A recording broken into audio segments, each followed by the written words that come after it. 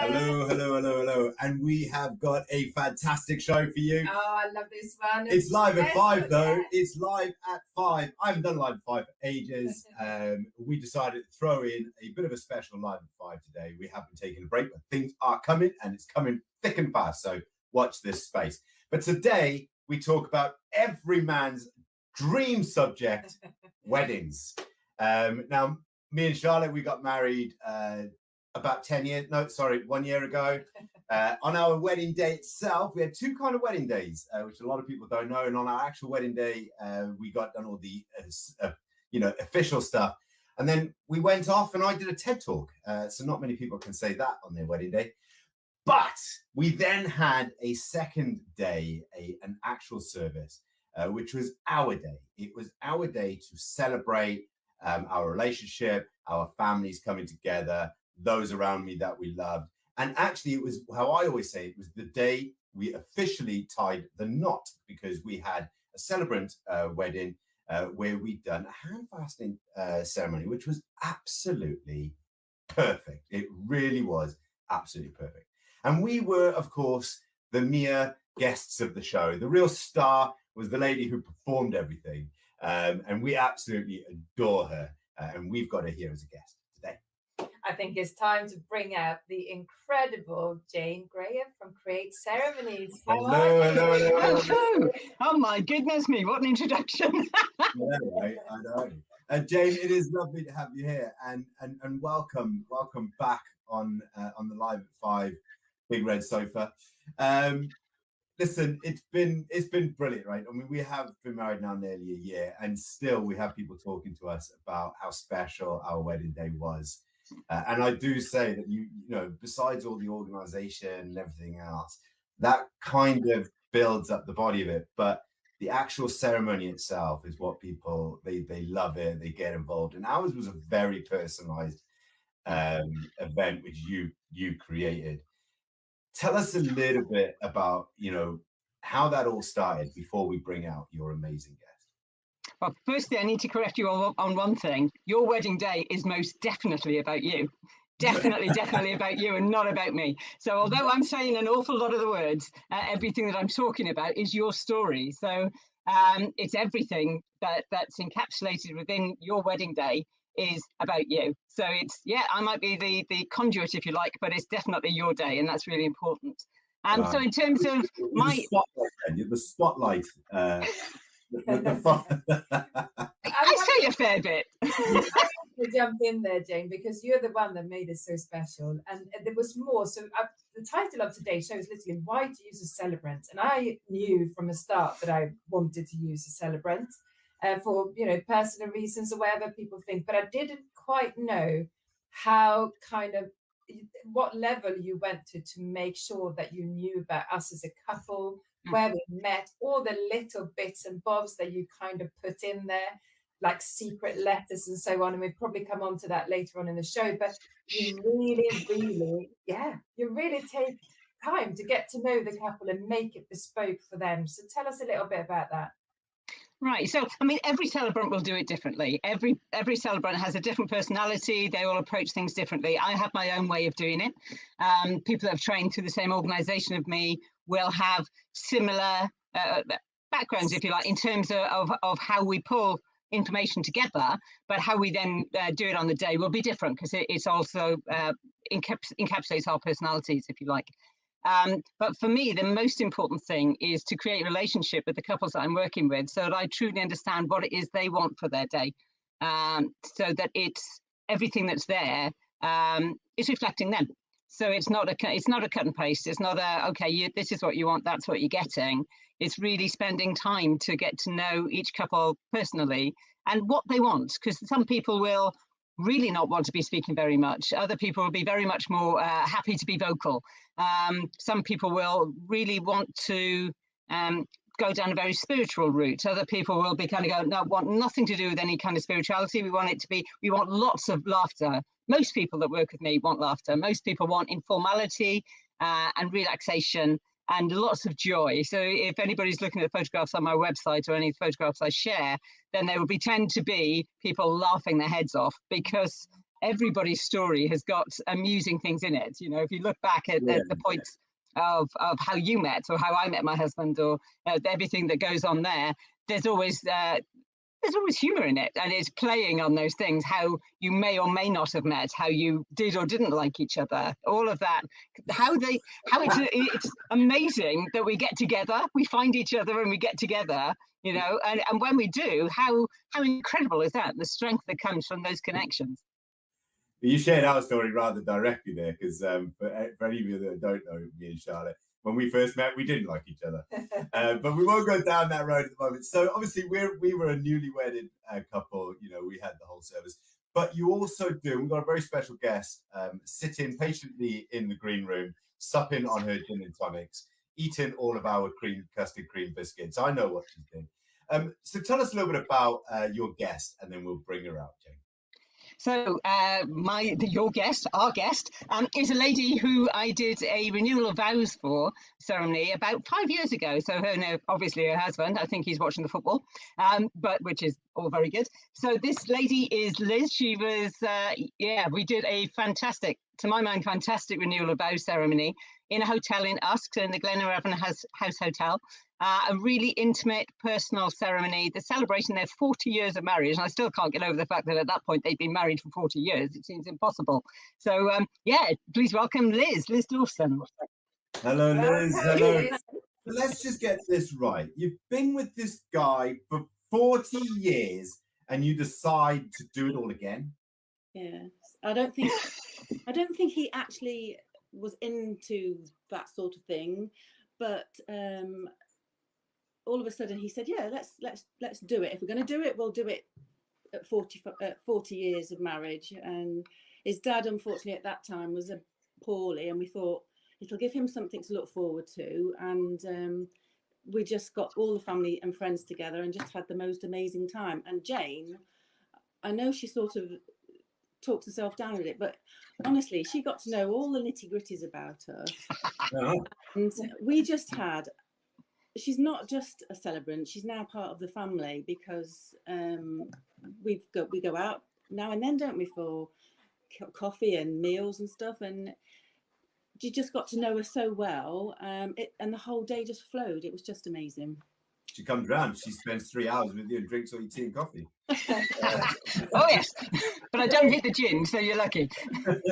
You said something really lovely before we came on air, Liz, because you said after 40 years of marriage, you kind of, because obviously it's quite different nowadays of how we do weddings and how you did it, you know, a few years ago, should we say.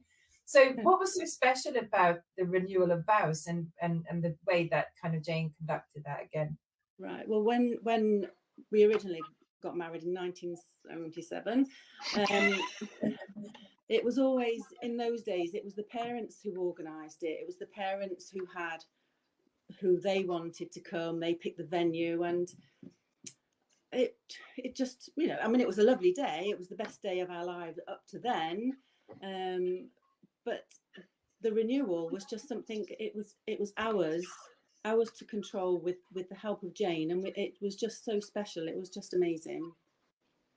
What would you say to couples that are looking to use a celebrant, Liz?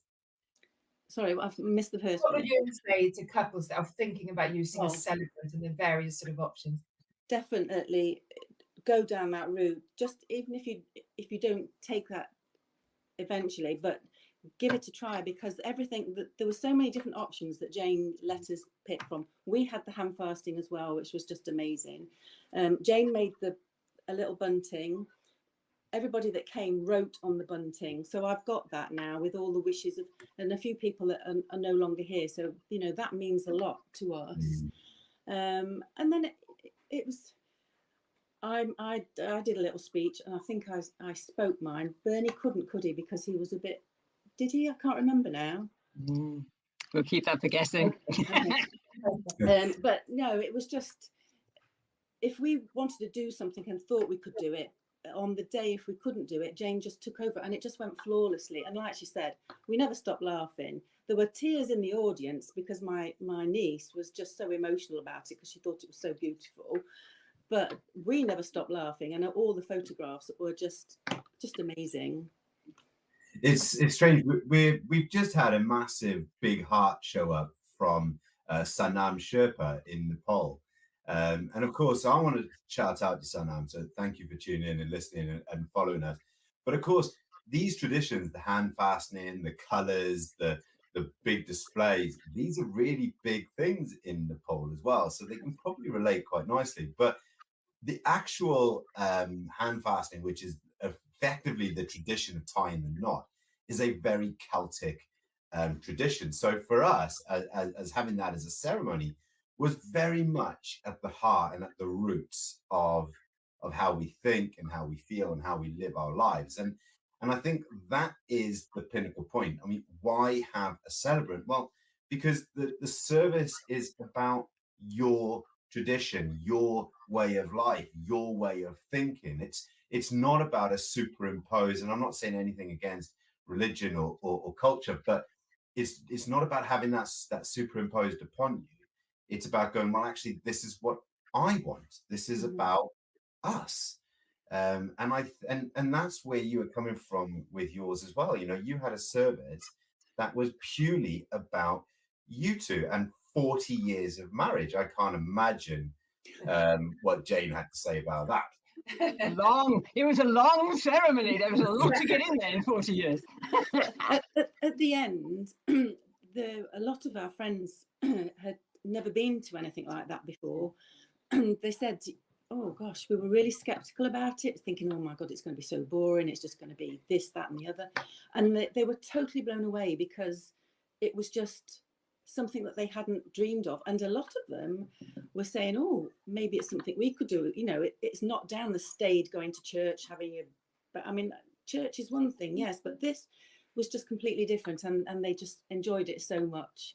So we've got a couple of nieces who are thinking of, one of ours is thinking of getting married, and I know that she's got Jane's number already. Fingers crossed on that one. Yeah. That's actually what our friends and family said as well when we met, sort of, and then went into lockdown, obviously, for a long time. So a lot of our sort of friends that perhaps don't live so close, we hadn't seen for a long time, and they didn't know the story, and they were absolutely blown away with the hand fasting and the way that Jane was telling the story, which was exciting, and it made it so special. So. Yeah, a big chunk of it was Jane taking the mickey out of me, Mike, which, you know, I'm game, like I'm fair game for it. I got to admit, actually, like the hand fasting itself was definitely a highlight of the day for me. But actually, one of the things that will always stand out to me was the atmosphere of calm and relax, and people, you know, there was no hymns and all of that. It was just, you know, like we had a festival theme, so people just came and chilled out. What was it like? You know, for us, our wedding was in a field, right? What about yourself, Liz? What was the day like? You know, what kind of theme did you have? Because one of the point of going with this is I just want to see, because Jane very much integrates into that, and she came as part of the theme. You know, she was the festival kind of head of the festival, and so she really integrated herself. What about yourselves? What was the kind of feel? I don't think we had a theme really. It was just, it rolled from the beginning. As soon as we walked through the door, our song was "You to Me Are Everything." So we had that playing. Yeah, we had that playing as we walked in, and that's just sort of everybody's going, "Oh, I remember this song," and they started singing it, and then it just sort of rolled out. We didn't have I mean, that sounds amazing, having a festival theme in a field, but obviously we're quite a bit older, and our parents and friends were a bit older, so it was just, and it was October as well, so you know we had to be a bit mindful of the weather. Although it was a beautiful day when we got married, and it was a beautiful day when we did our renewal. So it was just. I brought the sunshine with you. Brought the sunshine with you. Funny enough, actually, we celebrate on the day of our wedding. Was it someone's 39th wedding anniversary? Yeah, it was. So someone was actually celebrating their 39th or 40th wedding anniversary there as well. So yeah, we kind of made it a bit of a joint thing. Jane, I think one of the things that's important to note is that Liz's renewal of vows was in a hotel. So it's in a licensed wedding venue in a beautiful library. I love the library there. It's a really small, intimate venue. Yeah. And it was all, the flow of it was all about family. So it was all about embracing the family and the closest of friends. So I will have mentioned Liz's ceremony to you when we started talking about hand fasting, because the theming for the bunting that Liz mentioned earlier was started off from talking about Tibetan prayer flags, and an interest in that from their travels, and they had bunting as a theme on their on the invitations. So that then we combined those two ideas and had a version of a Tibetan prayer flag with people writing their wishes to the couple onto the bunting that I'd made, and then we used that as one of the layers of bunting, which I tell a lot of couples about when I'm talking to them, because it's not about anybody else doing that, but it's seeing that it's how you should be interpreted through everything that you do. So that wouldn't have been right for you guys, though Tibetan prayer flags might have been by now. But you know, at that point, that was the important things for you were some of the parts that came from family. So we had the red ribbon that was coming from your family, and so it's kind of like although you know, some people have a definite theme to their day, other people are in a more traditional, if you like, venue, but it works perfectly well wherever you are, because it's all about what you want that day to be. And as a celebrant, I bring the energy and I create the atmosphere that you want on your day. I can just imagine you in a library, Jane. I don't want to say Harry Potter, but I'm just imagine. I can just say I reckon you could be there with a wand, making it all happen. Do you know what I mean? Bringing Absolutely. And what better theme really than family when you're doing all of this? So I want to touch a little bit now. Okay, so obviously renewal of vows. I've got another 39 years before we have to worry about renewal of vows, so that's good. You also do obviously, you know, newlyweds, which was lovely. It was absolutely perfect. But you do other ceremonies as well, don't you? You don't only just do hand fastening as well. So tell us a little bit about some of the ceremonies. There's a whole host of rituals that you can include within a ceremony if you choose to. Hand fasting is one of them, traditional pagan ceremony, and you get things like jumping the broom, which fall into that kind of category as well, which some people have heard of living over or living below the broom, which has particular connotations in some areas of the world. But that's a tradition that's followed in a lot of different areas and different countries, and people have their own interpretations of it in each of the different countries you go to. But the basic premise of it is that you have a new broom to sweep away any history before the couple got together, any evil spirits, any negativity from the path of their new life together.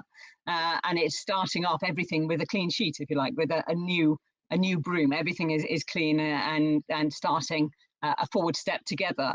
And that's got it's got old connections, but can be done in a really modern way. But there are lots of other things as well, so that you get things like the unity sand ceremony or the unity candle ceremony, the gin ceremony, all of which are based on bringing two things. Now, we didn't do gin, Liz. How did we not do that? I think I've kind of created that one since. But it's all of those are based around bringing together two individual items that don't become one, because there is, I'm not a big fan of the two become one kind of idea. Two become two, but you make something stronger and you bring the best out of each other. So you're still two individuals. So in the candles, the two candles are individuals. In the sand, the different colors of sand are individual. You don't become one, but if you try to separate them out again, you can't do it. Likewise with the gin. You can pour two different flavors of gin together. You can't possibly separate them out again. But you can still taste the contribution that both of those gins make to the whole. And that's really important. That's a fantastic thing to base your married life on, I think. Yeah, I'm not a fan of gin, whether it's mixed or not mixed, but I do like this. I did like the sand ceremony, and I like the cups one as well that you do. And there's loads of them. So I'm going to ask you something else. Okay, so the difference between a newlywed ceremony and a renewal of the vows, is it much different for you as the celebrant? The storytelling's different. So if for newlyweds, then it'll be on focusing very much on first meetings, proposals, first dates, that kind of thing. And their life up to that point. With the renewal of vows, then you're looking at the whole of their life together so far, and that could be 10 years, could be 40 years, could be 5 years, whatever.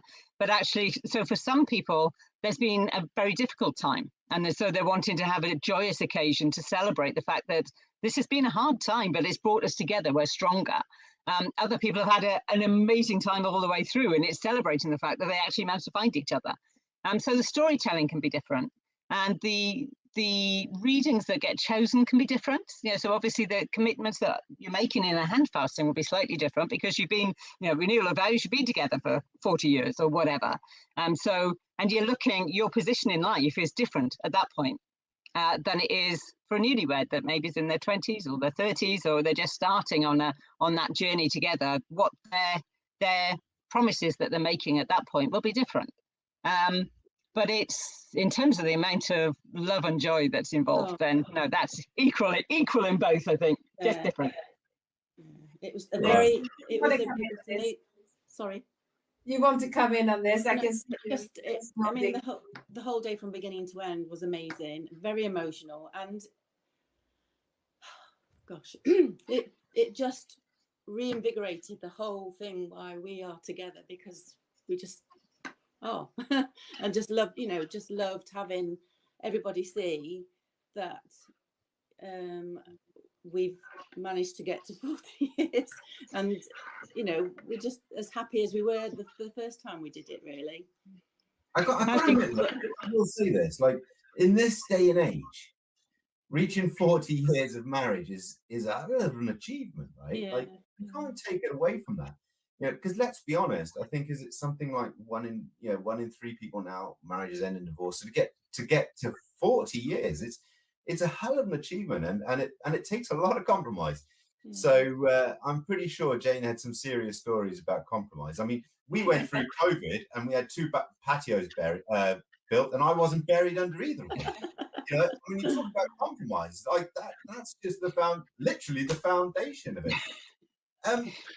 What has it meant for you now? I mean, obviously, you've got your original wedding day like there, and as you said, it was very much about you, but it was someone else's kind of planning about your day. This one was very much about you and your husband. What's your husband's name, by the way, Liz? Bernie. Bernie, right? So it's very much about you and Bernie, right? And what does it feel like now, having those memories and those and the whole ceremony as a whole? What does it feel like to have that as a memory? It's just amazing. I mean, we both actually do it all again tomorrow. Yes. Let's do it. Because it was just, I mean, it's going to be 45 years this October. So Bernie's going, maybe we renew them again when we get to 50. And I'm like, okay, just imagine how we're going to look at 50. Oh my goodness me. But no, it's just, it's going to sound soppy, but I mean, we love each other to bits, but this just made it much more closer knit, and to prove to everybody else and show everybody else how you can get through things. It's not been a bundle of laughs some of the time. I've been poorly, Bernie's been through things, but you get through that, and you don't use that as an excuse to say bye-bye. You get through it, and we just enjoy life now. Every day is a good day. I think there's not buried him under the patio. No. I don't admit it. So, Jane, what about you? What's it like knowing that this is what you create? These memories, these emotions. What's it like to know that you have a part of that?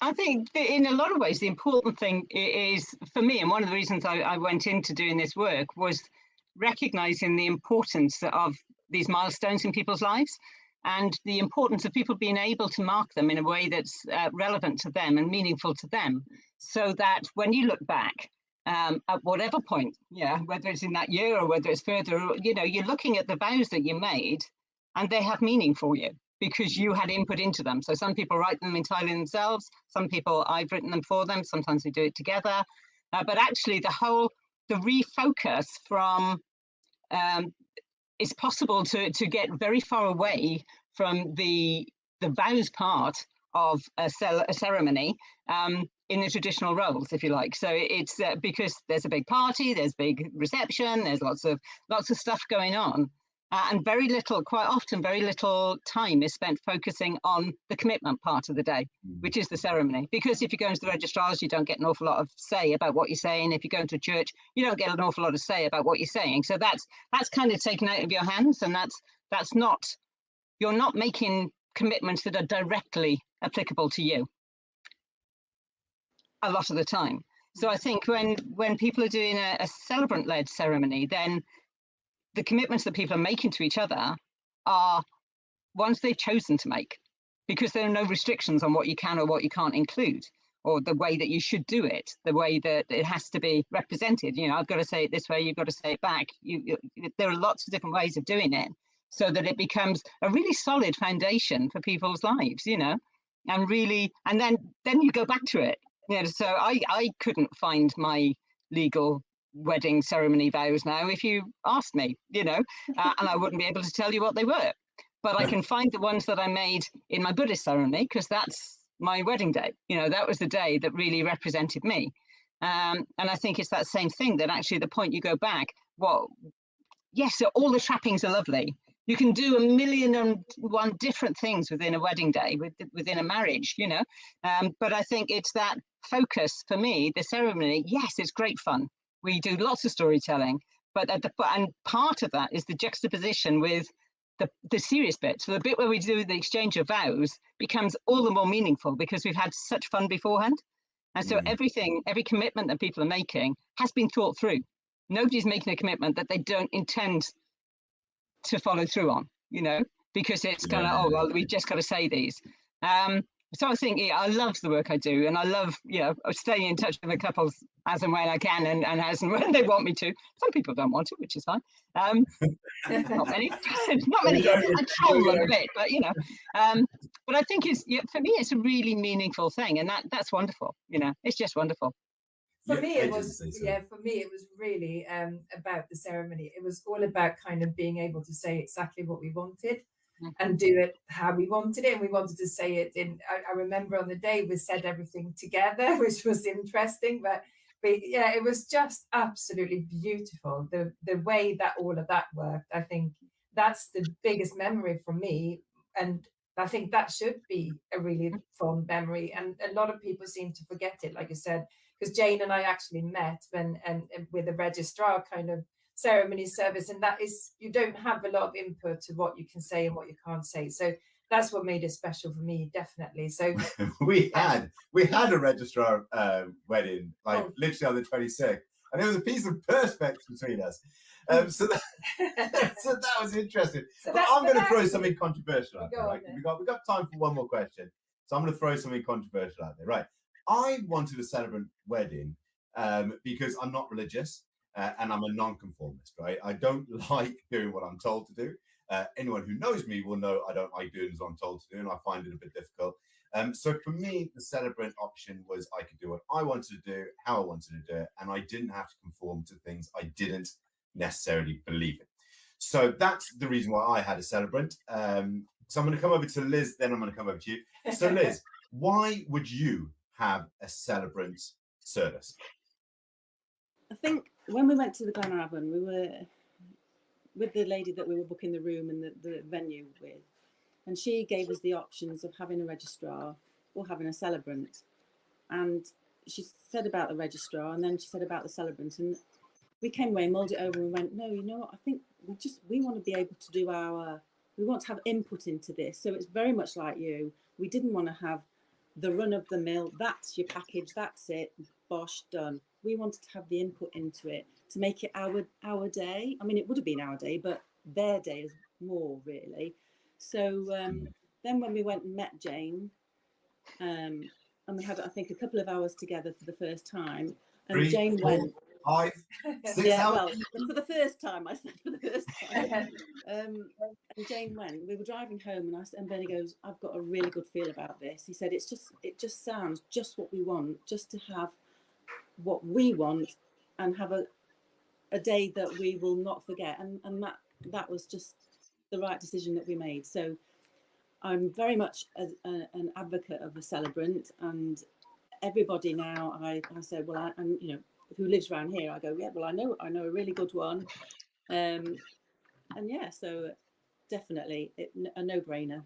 Well, we tell millions of people, and we broadcast it over with our 50 million people watching. So Charlotte, why did you have a celebrant? For exactly the reason that I said earlier, that we wanted to have our own input into what we wanted to say and what we wanted to do. And I can't wait. And I often see the hand fasting, you know, it's in a box in the bedroom and it's there to look at. And that's, and also our little booklet and everything else is there, which I love. We also got some little cards to open on our first wedding anniversary, which I'm really looking forward to, that people have put in the box. So I'm really looking forward to that. So that's what made it so super special. But I want to, because a lot of people that be watching the show, they've heard why we've chosen a celebrant and all that sort of thing. So to finish off, I really would just like to give people a little bit of hints and tips of how to go about and what to do, and you know, the legal bits. Is there anything you need to do beforehand and that sort of thing? If they're thinking about little hints and tips from you, Jane, if people are looking to book a celebrant wedding, where should they start? Right. Well, 19th of July is quite a big day. That's the day that the Law Commission review is going to Parliament, going to government to look at, in the hope that one of the outcomes of that's a review that's looking at the whole of the way that marriage happens in the UK. So we're hoping that a result of that will be that rather than having a licensed venue, that the officiant will become licensed. And therefore, I would then be able potentially to do a legal ceremony. At this point in time, a celebrant in England and Wales and Northern Ireland can't do a legal ceremony. So couples will tend to do what's classed as a 2x2. So 2 of you, 2 witnesses at a register office at a time that they may have limited spots that they're prepared to do it, but it's the cheapest option that you get. You don't have any say at all in what's being said. You don't have a great deal of say anyway, but you don't have any input into music or anything like that. But it's a lovely, but it's a basic ceremony. And then you have the day that you want with the celebrant, wherever, whenever, doing whatever you want to do. You need to give notice at the register office, and that needs to happen at least a month before the date that you wish to get married. And then you have to get married within that year. So you can give notice 11 months before you want to get married. You need to make sure you get married within that year, or they'll charge you to do it again. And that's one of the things that people sometimes miss out on and don't realise there's that time restraint. And then if you want to use a celebrant, you've got options. So you can Google the local area, Google the area that your ceremony is happening in. If you know anyone that's used a celebrant, speak to them about their experience with that celebrant. Meet the celebrants. We're all different, you know, so I would like to think I'm a perfect match for everybody, but maybe I'm not. So, you know, you need to find the celebrant that connects with you. If you don't connect with the person that you're speaking to, if they're not prepared to do what you want to do or to go where you want to go, then don't use them. There are increasing numbers of celebrants about the place. And we're all different. You know, my strapline is so much more than just a celebrant, because I bring my stage management background in with everything I do. So I'm there early and I leave late, because I like to support the whole of that process from before the couple get there to when they're going in to eat. That's normally the point I go. I include in working with the photographer and doing all the rest of it. But yeah, so it's kind of take your time, do it as early as you can, because we get booked up. But spend time, have a chat. Especially at the moment. Well, listen, ladies, I know Liz has to bolt off. I know, Jane, you're a very busy lady, so we're not going to keep you for any more of your time. But I do want to say a massive thank you to Liz. Congratulations for hitting 40. Now, congratulations for hitting 45.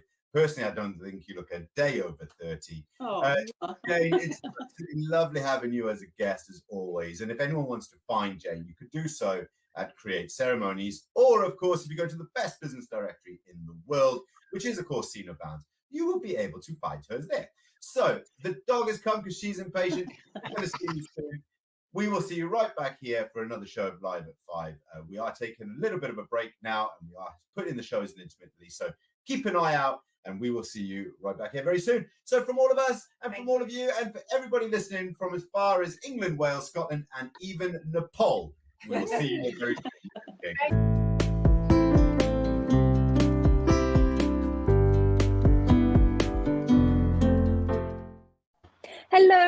everyone, and welcome to another Meet the Member special today. You guys have been very lucky and had lots of our members come in and say hello today. We have the lovely new Sino Bounds member, Christopher Robertson. Christopher, welcome to your live Meet the Member today. Please share a little bit more about yourself. Thank you very much, Deanna. So I'm Christopher Robertson, and I joined Sino Bounds a little while ago, and I run an intellectual property consultancy. So that means that I deal with trademarks for brands and patents for inventions, designs for products and patents, and general IP auditing and risk management for small businesses and the like. I've been working in this field for 10 years, and I started my company, Robertson IP, 3 years ago. Amazing, amazing. And Christopher, you've brought along a special guest, Kate, today. Kate, do you want to share a little bit more about yourself? Yeah, I have no idea if you can hear me. I'm very glitchy at the minute, so apologies if you can't or if you can't see me. I'm Kate, and I'm a graphic designer and branding expert. And yeah, Christopher's brought me along because we're doing a little bit of a collaboration, which looks at the IP side and the branding design side of brands, basically. So yeah, that's what I do. Amazing. Amazing. No, welcome. And something that's going to be really exciting that obviously we wanted to share with everyone today in the community is obviously your exciting event happening. So do you guys want to share more about what it is and how people can get involved? Yeah, absolutely. We are going to be presenting a webinar later this month, and it's hosted by the Small Business Research Foundation. Well, I've forgotten the name of the organization, but it's going to be about branding, about intellectual property. It's a completely free webinar, and it's going to be on the 31st of May at 10:30 in the morning. So there's going to be an event on the Sino Bounds website, so you can all find it through there. Amazing, amazing. It'll be in two parts. I'll be starting it off with a talk about intellectual property. So I'm going to be covering aspects around intellectual property as a whole and the theory behind it and a little bit of the history, and then talking about reputation in particular, branding, trademarks, that sort of thing, talking about the importance, the pitfalls, the things that small business owners need to think about, the process and the cost of properly protecting your intellectual property, in particular in this context, trademarks. And then I'll be handing over to Kate for her section. Yeah, and then I'll be talking about building your brand from scratch to make sure that it can fulfill all those things that it needs to fulfill to be able to be classed as intellectual property, to be trademarked and protected in the correct way. And it's just looking at all the different aspects that you need to make sure that when you've developed a brand, first of all, that it's the best brand that it can possibly be, that it reaches the right audience, and that it helps your business grow, and then that it meets all the criteria for you to be able to protect it.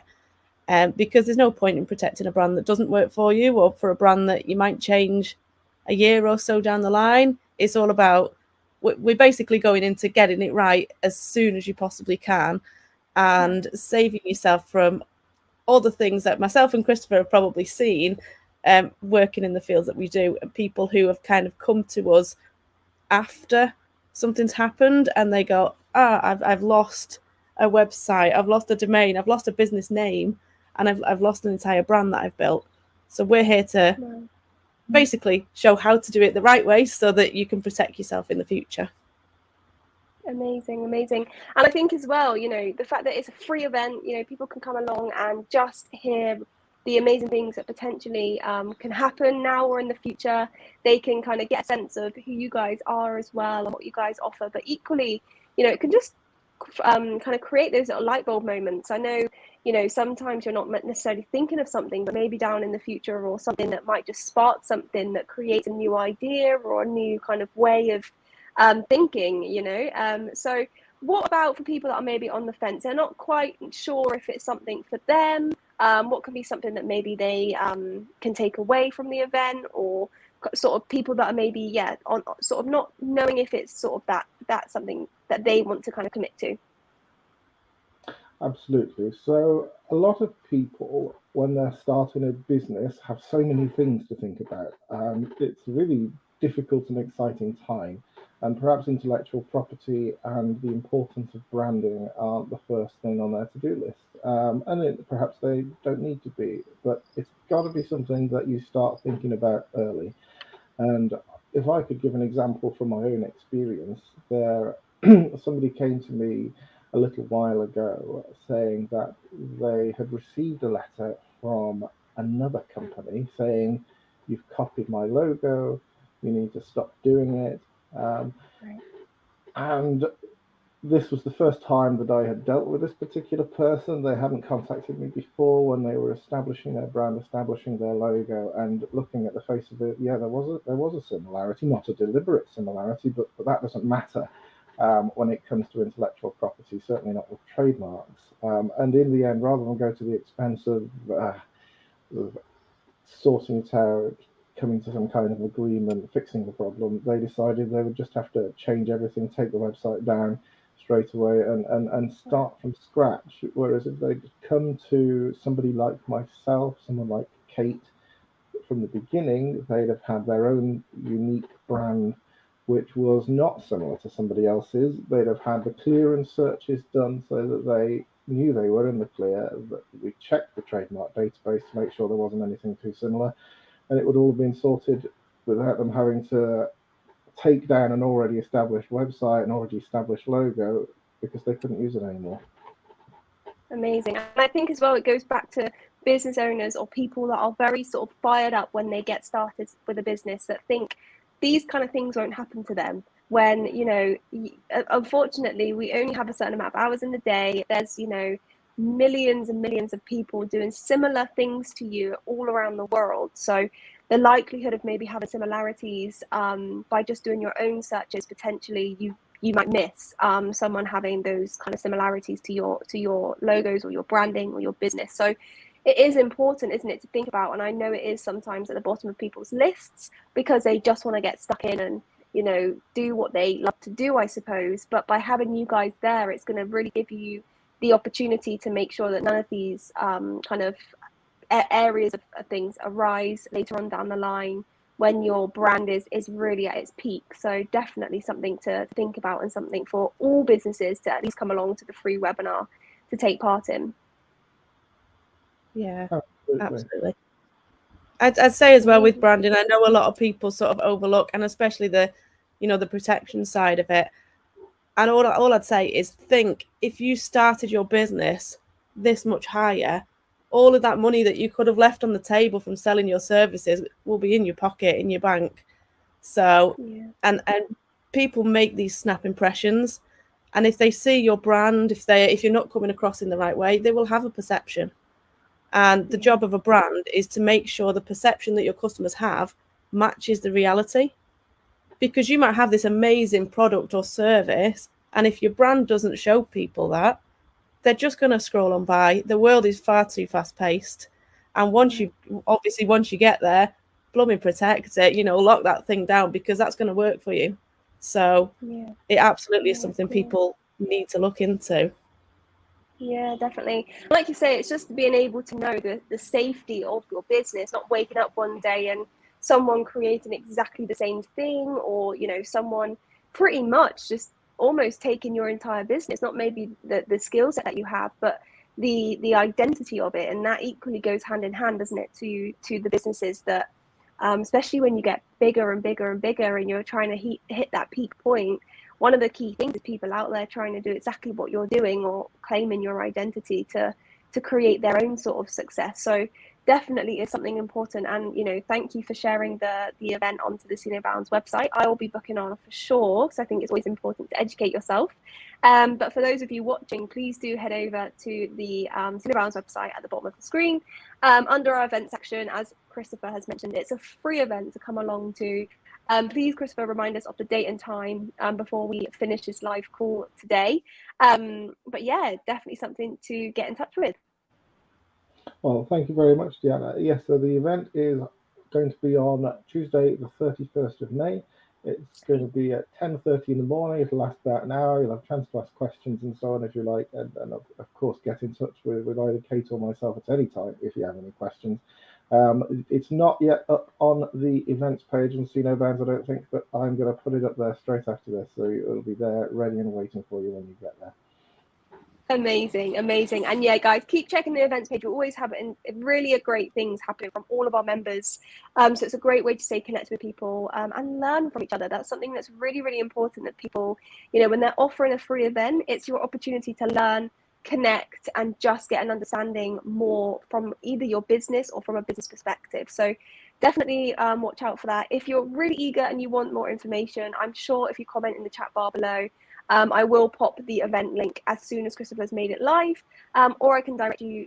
I can send you directly to Christopher for him to be in contact with you if you need any further questions. So, thank you both for being our special members today and having Meet the Members live special. I hope you've enjoyed it, and we've enjoyed having you as a guest. I'm sure you'll be on again at some point, sharing more exciting things. If you guys have any other questions that don't involve the event, please feel free to get in touch with Christopher. All of his information is on the Cenobounds directory as a listing as one of our members. So please feel free to get in touch with him. He'll be more than happy to assist you or help with any questions you might have. But thank you both for being our guests today. Thank you, Deanna. Thank you very much. Thank you. Everyone else, enjoy the rest of your day. I will see you at 5 o'clock for our special live at 5. Due to illnesses and personal circumstances, we weren't able to do yesterday, but we have a live special happening this evening. Christopher and Kate, it was lovely to see you again, and I will see you guys soon, I'm sure. Everyone else, I will see you later. Bye, everyone. Bye. Bye. Bye.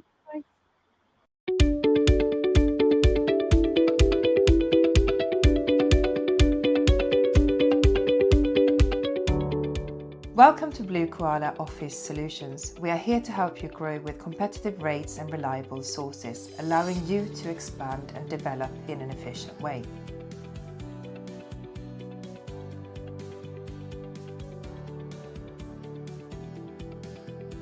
Why do you need a virtual office address? Perhaps you're working from home, but you don't want to use your home address.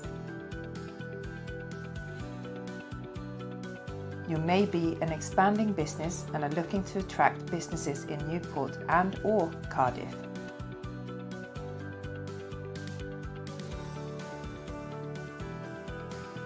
Are you looking for an address you can register with Google and SEO? We offer flexible short-term agreements, super high-speed fibre, 24-hour access and security, meeting room for up to 6 people. We are located in Whitchurch, Cardiff, with easy access from M4 and A470, and as well as the meeting room, we also have a podcast studio and a film studio that you can rent on an hourly basis.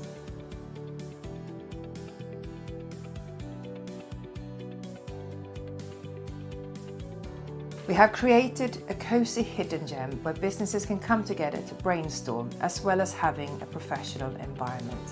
So if you would like to find out more, get in touch.